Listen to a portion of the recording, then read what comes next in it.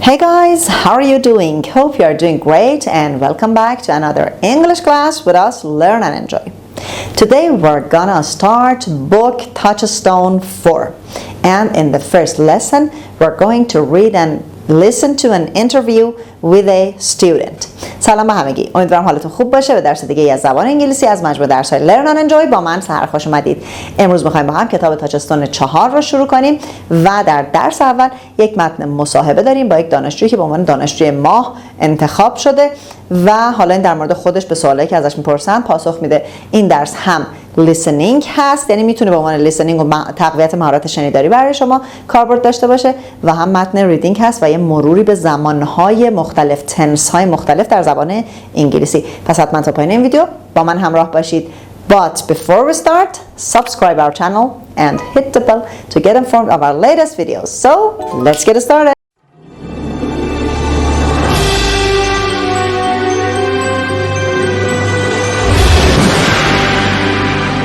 خب درس اولمون lesson A from book Touchstone 4 is interviews. عنوان lesson A مون هست interviews، مصاحبه ها، و در درس اول یک مصاحبه ای رو داریم. اول با هم متن رو گوش میکنیم و بعد میریم ببینیم که معنی این متنی که شنیدیم چی بوده. Touchstone Students Book, Level 4, Page 2, Unit 1, Interesting Lives. Lesson A, Interviews. 1. Getting started. B. Listen and read. Do you have anything in common with Melita? Tell a partner. English Department News. Student of the Month, Melita Cortez. You should really get to know Melita Cortez, a graduate student in our English department. Also a talented artist, she spends her free time painting, and she started a sculpture class last month. She hopes one day to have an exhibition of her work. How long have you been living here? I've been living in Mexico City for 5 years. I came here to go to school originally. It's a great place to live. Have you ever lived in another country? No, I haven't. But my brother has. He's been living in Bogota, Colombia for almost a year now. I'm going to visit him later this year. What kind of music are you listening to currently? Well, of course I love Latin music. I'm listening to a lot of Latin jazz right now. I like to listen to music when I paint. What's your favorite way of spending an evening? What do you do? I like to go out with my friends. We go and eat someplace and then go dancing all night. When did you last buy yourself a treat? Last week, actually. I was at a friend's art studio and I fell in love with one of her paintings. So I bought it. What did you do for your last birthday? I went home and had a big party with my family. What's the nicest thing anyone has ever done for you? Actually, about 6 months ago, I was complaining to my dad that I didn't know how to drive. So he paid for some driving lessons. I was thrilled. Who or what is the greatest love of your life? Oh, chocolate. I can't get through the day without some. What were you doing at this time yesterday? I was sitting on a bus. We were stuck in traffic for an hour. خب متن رو با هم شنیدیم. با من همراه باشید در ادامه درس که ببینیم که چه سوالایی پرسیده شده و چه پاسخهایی داده. خب قبل از اینکه سوالهای مصاحبه رو با ملیدا کورتز بخونیم، زیر اون شکلی که کنار صفحه هست یه بخش زرد رنگی است که یه توضیحی داده. You should really get to know Melita Cortez. میگه شما واقعا باید ملیدا کورتز رو بشناسین، باهاش آشنا بشین. Get to know someone means get acquainted، آشنا بشین. To be familiar with. A graduate student in our English department. Graduate یعنی فارغ التحصیل، یک دانشجوی فارغ التحصیل شده در دپارتمان زبان انگلیسی. خب دوستان دقت کنید. A graduate student، ما خیلی از ماها در دوران مدرسه این کلمه رو برامون student خوندن و توی متنای American English که میشنوید student میشنوید. غلط نیست. student بیشتر تلفظ بریتیش هست که البته بریتیش ها به استودنتی که ما میگفتیم قدیما به عنوان دانش آموز میگن پیوپل، اصلا کلمه فرق میکنه، ولی امریکن ها اصولا این رو student تلفظ میکنن. پس سعی کنیم تلفظمون رو امریکن نگه داریم. و کلمه نیویی که ما میگفتیم به معنی جدید هم نیو هست، امریکن تلفظ امریکنش. خب also a talented artist, she spends her free time painting. میگه که خب also همچنین به عنوان یک هنرمند، یک نقاش با استعداد، talented با استعداد، ولی خب ما این شی اولش معنی کنیم. میگه او که یک نقاش با استعداد هم هست spends her free time painting، اوقات فراغتش رو، وقت خالیه و اوقات فراغتش رو به نقاشی کردن میگذرونه. and she started a sculpture class last month. sculpture، دقت کنید T-U-R-E صدای چر میده و اون ماه گذشته کلاس مجسمه سازی رو هم شروع کرده، sculpture. She hopes one day to have an exhibition of her work. خب اگر که این متن لیسنینگی که براتون پخش کردم رو یا فایل صوتی کتاب رو اگر داشته باشید گوش کنید، میبینید اینطور تلفظ میکنه She hopes one day to have an exhibition of her work. exhibition of her work. اینا رو میچسبونه به هم، یعنی نمیگه exhibition of her work. کلمه ها reduce و merge میشن در مکالمه، تو هم ادغام میشن.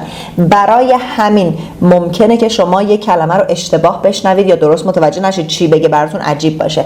پس یکی از تکنیک های لیسنینگ همونطور که قبلا گفتم اینه که متن هایی که میشنوید، شنیدارید، لیسنینگ ها رو پاز کنید، سعی کنید جمله جمله بنویسید و بعد اگه که ترانسکریپشن نوشتهش رو دارید با اون مقایسه کنید و اینجا متوجه اشکالاتون میشین. بهترین روش تقویت لیسنینگ هست. خب Student of the month Melita Cortez، دانشجوی ماه، یعنی به عنوان دانشجوی حالا نمونه برگزیده Melita Cortez. How long have you been living here? How long have you been living here? چند وقتی که اینجا زندگی میکنی؟ زمانمون present perfect continuous هست. ما در این درس یک عالمه simple tense و continuous tense داریم که همونطور که گفتم در جلسه بعد میخوایم تفاوت این دوتا رو یاد بگیریم، ولی شما اینها رو همه رو هایلایت کنید و برای خودتون یه تجزیه تحلیلی داشته باشید. I've been living in Mexico City for 5 years. من در مکزیکو سیتی به مدت 5 ساله که در مکزیکو سیتی زندگی میکنم. I came here to go to school originally. در اصل اومدم اینجا که برم مدرسه. It's a great place to live. اینجا یک جای خیلی عالی برای زندگی کردن هست. Have you ever lived in another country؟ خب simple present perfect simple رو استفاده کردیم. Have you ever lived in another country؟ تا حالا کشور دیگه زندگی کرده ای؟ No, I haven't. نه زندگی نکردم. But my brother has. ولی برادرم زندگی کرده است. دقت کنید توی present perfect فعل have و has فعل کمکی مونه و این short answer. But my brother has.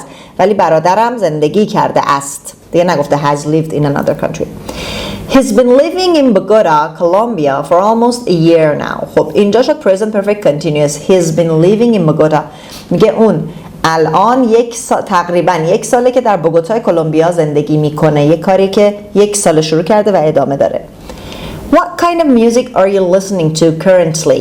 Currently means now، الان، در حال حاضر.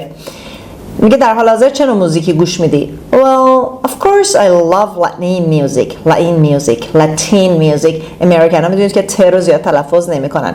Well, of course I love Latin music. خب میگه که البته که من به طور حتما موسیقی لاتین دوست دارم. I'm listening to a lot of Latin pop right now. توی متن لیسنینگ دوستان با اون متنی که رو تخته میبینید این تفاوتی که داره، چون کتاب ها سانسور شدن و من ورژن سانسور شدهش رو تونستم پی دی افش رو دانلود کنم.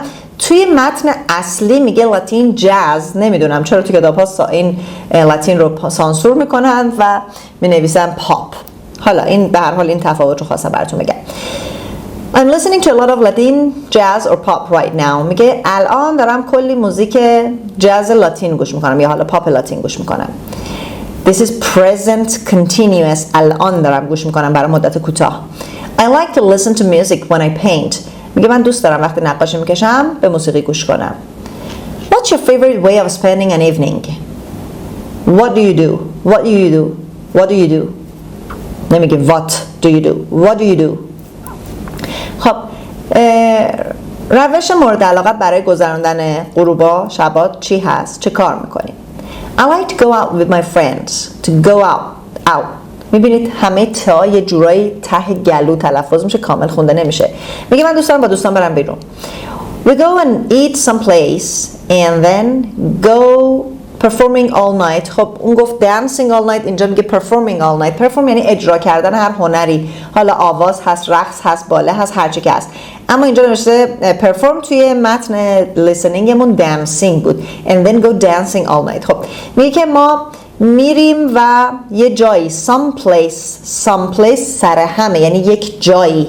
some places نیست، بعضی جاها some place میریم بیرون و یه جایی غذا میخوریم and then go dancing all night و بعد میریم تمام شب رو میرقصیم. When did you last buy yourself a treat؟ خب treat یه جوری مثل جایزه، وقتی به خودمون دیدیم بعض وقتا یه جایزه میدیم، یه حالی به خودمون میدیم به قول معروف. خب میگه که آخرین باری که برای خودت یه چیزی خریدی، یه جایزه خریدی چی بود؟ Last week actually in fact در واقع هفته گذشته I was at a friend art studio، توی استودیوی نقاشی که از دوستان بودم، کارگاه نقاشی که از دوستان بودم and I fell in love with one of her paintings. بازم تیو نخوندیم. و fell in love, to fall in love means to love something، یعنی عاشق چیزی شدن، نه عاشق بودن. میگه که و با یکی از نقاشی‌های اون و عاشق یکی از نقاشی‌های اون شدم. I fell in love with one of her paintings. fell in love with, fall in love with یعنی عاشق چیزی یا کسی شدن. So I bought it. بنابراین خریدمش. What did you do for your last birthday? I went home and had a big party with my family. آخرین تولد گذشتت، last birthday. تولد گذشتت، برای تولد گذشتت چی کار کردی؟ سیمپل پاست هست برای اینکه birthday تموم شده، تولد گذشتش حالا یه ماه پیش بوده، یه هفته پیش بوده، یه سال پیش. خب I went home، رفتم خونه and had a big party with my family و یه مهمونی بزرگ به خانواده‌ام گرفتیم. What's the nicest thing anyone has ever done for you؟ زیباترین یا بهترین کاری که کسی تا حالا برات انجام داده چی بوده؟ Actually about 6 months ago. خب در واقع حدود 6 ماه پیش I was complaining to my dad. داشتم به بابام شکایت میکردم، به پدرم شکایت میکردم that I didn't know how to drive، که من بلد نیستم رانندگی کنم. اینجا to know how to do something به معنای شناختن یا دانستن نیست، یعنی بلد بودن به زبان خودمونی، که من بلد نیستم چطور رانندگی کنم یا رانندگی کردم بلد نیستم. I didn't know how to drive. So he paid for some driving lessons. بنابراین اون هزینه کلاس رانندگیمون پرداخت کرد. I was thrilled means excited. من خیلی هیجان زده شدم. Who or what is the greatest love of your life؟ میگه چه کسی یا چه چیزی بزرگترین عشق زندگیته؟ خب اینجا که فکر میکنه chocolate، شکلات. I can't get through the day without some. Get through the day یعنی نمیتونم روزامو بگذرونم. I cannot finish my day, I cannot end my day, I cannot pass my day. نمیتونم روزم رو بدون مقداری بگذرونم. منظور some chocolate هست. What were you doing at this time yesterday؟ دیروز این موقع چیکار میکردی؟ I was sitting on a bus. تو اتوبوس نشسته بودم. We were stuck in traffic for an hour. 1 ساعت توی ترافیک گیر کرده بودیم. To be stuck in traffic. خب دقت کنید دوستان، on a bus ما برای بعضی از وسایل نقلیه میگیم on، برای بعضیا میگیم این. حتما توی ویدیو این رو براتون توضیح میدم، ولی یادتون باشه برای کار ماشین میگیم in the car. I was sitting in the car.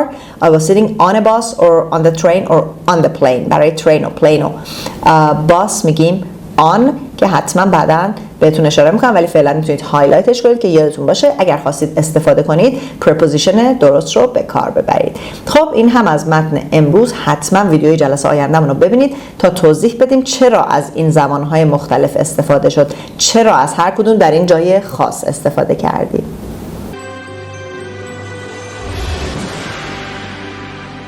خب دوستان، درس امروز هم به پایان رسید. امیدوارم که این درس مورد توجهتون قرار گرفته باشه. حتما متن رو گوش کنید، با صدای بلند بخونید زیر ورب تنس های مختلف، زمان های مختلف فعلی که توی این درس به کار رفته حتما خط بکشید یا اونا رو هایلایت کنید و برای درس جلسه آینده آماده باشید که میخوایم ببینیم که چه زمانی از چه نوع فعلی continuous یا simple form استفاده میکنیم. این درس در واقع زمینه رو برای درس بعد آماده کرده. حتما در ویدیوی بعدی هم همراه ما باشید و فراموش نکنید ما رو در شبکه‌های اجتماعی دیگه هم دنبال کنید، کانال ما رو به دوستاتون معرفی کنید. منتظر لایک ها و کامنت های شما هستیم. Till next session, take good care of you and goodbye.